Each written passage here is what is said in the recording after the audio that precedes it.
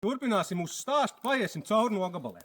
Tā nu ir sagadījies, ka blakus mūsu 20-gadīgajam pirts nogabalam ir 25-gadīgs nogabals un vēl tālāk 30-gadīgs nogabals. Lieliski iespēja paskatīties, kā mežs attīstās ik pa 5 gadiem. Bet dotajā brīdī atrodamies nogabalā 25 gadi.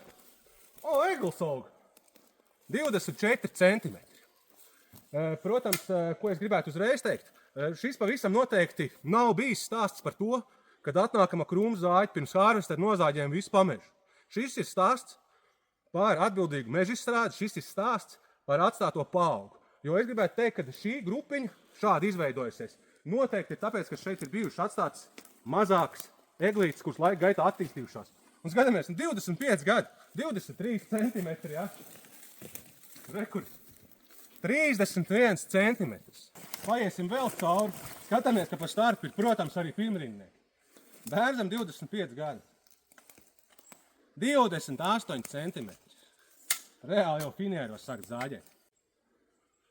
Ejot tālāk uz citiem nogabaliem trāpījām. Atkal 30-gadīgais. 30-gadīgais. Formulā laikam ir pēc bērs. Šis nogabals ir bērs. 30 gadi. Redzam, eglis. Eglis, protams, te jau ir.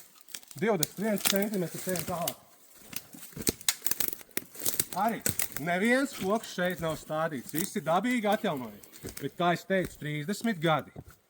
Šeit, pēc mana tā teikt standarta, viena kopšana arī pa starpu ir izlaista. Ja? Bet redzam, ka tajās, kas ir taisītas, ir pietiekami kvalitīvi izkops. Un mēs redzam, ka ir vieta, kur augt. Mēs redzam, šīs eglis, ja? 30 gadīgs. 26 centimetri, ja?